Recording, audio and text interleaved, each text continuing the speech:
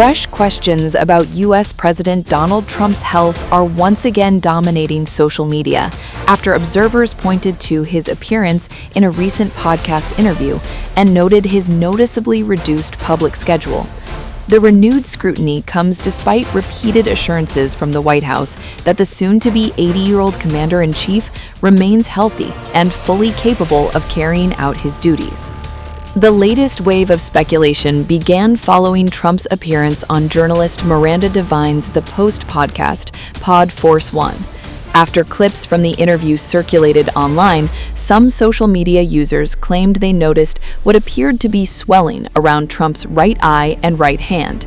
The observations quickly spread across social media platforms, with users sharing screenshots and videos while debating whether the appearance suggested an underlying health issue. At this stage, however, the White House has not publicly commented on those specific observations, and there is no official confirmation regarding the claims being made online. Still, the discussion has intensified because it comes at a time when questions surrounding Trump's health have already been receiving increased attention. Just last week, the 79-year-old president underwent his third medical examination in approximately 13 months. Following the checkup, the Trump administration released a medical report that painted an overwhelmingly positive picture of the president's condition. According to the report, Trump remains in good health and fully fit to perform the duties of the presidency. The assessment highlighted strong physical and cognitive performance and was presented as evidence that the president continues to maintain a high level of fitness, despite being the oldest person ever elected to the office. However, not everyone was convinced by the report's findings. Several medical professionals publicly questioned aspects of the assessment. One physician quoted in media reports suggested that some of the results appeared almost too positive for someone approaching 80. That criticism fueled fresh debate among both supporters and critics regarding the transparency of presidential medical disclosures.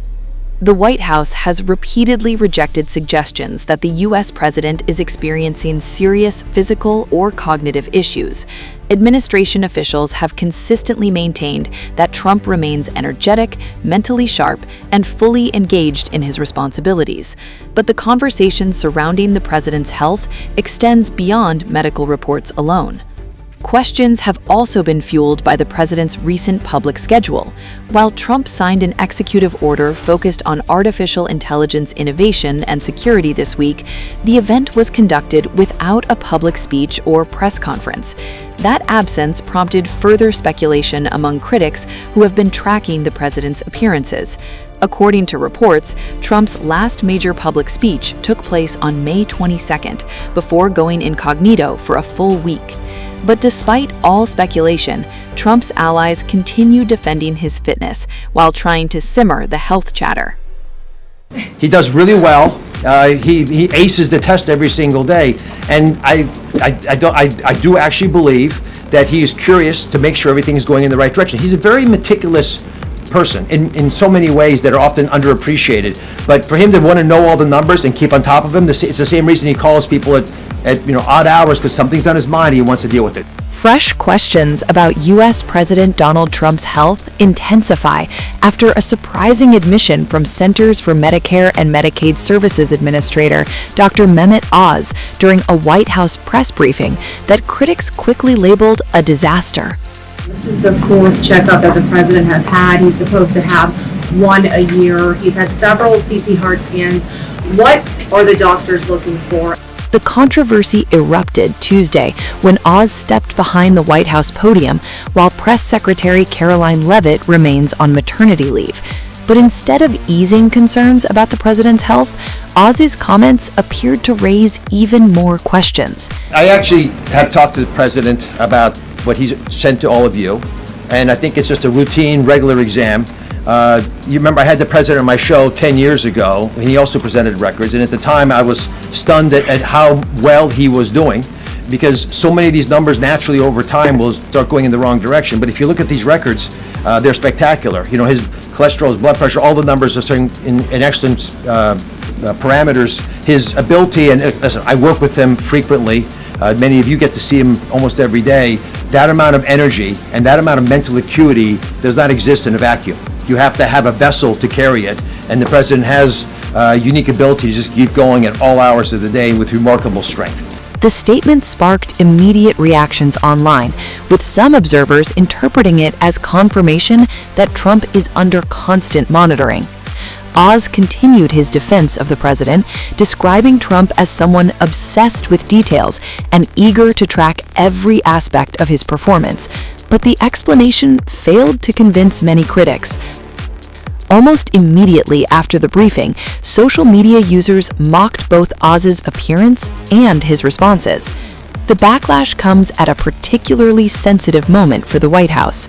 Trump has now gone a week without holding a public event, an unusual stretch that has fueled speculation about his condition as he approaches his 80th birthday on June 14th.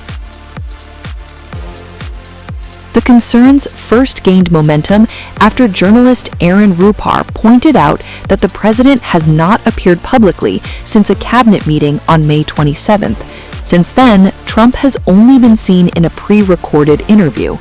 The timing has attracted even more scrutiny because just one day before that cabinet meeting, Trump spent several hours at Walter Reed National Military Medical Center. It marked the third lengthy visit to Walter Reed within a year. While the White House insists the visit was routine, the president's absence from public view has encouraged critics to ask questions. Last week, Trump attempted to put those concerns to rest by declaring that his latest medical examination showed everything had checked out perfectly.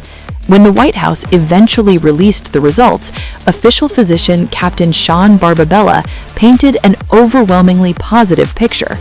According to the report, Trump remains in excellent health and possesses strong cardiac, pulmonary, neurological, and overall physical function. The report also highlighted Trump's perfect score on a cognitive assessment, but not everyone is buying the glowing evaluation. Several prominent medical experts have publicly questioned aspects of the report. Texas vascular surgeon Dr. William Schutz told the Wall Street Journal that the findings appeared unusually favorable. That report is almost too good to be true for somebody of his age, Schutz said. Others have focused on omissions and unanswered questions. CNN medical analyst Dr. Jonathan Reiner publicly questioned why Trump underwent another coronary artery CT scan only months after receiving one previously. "We don't typically scan patients 6 months later unless we are concerned about a finding on the initial scan," Reiner wrote.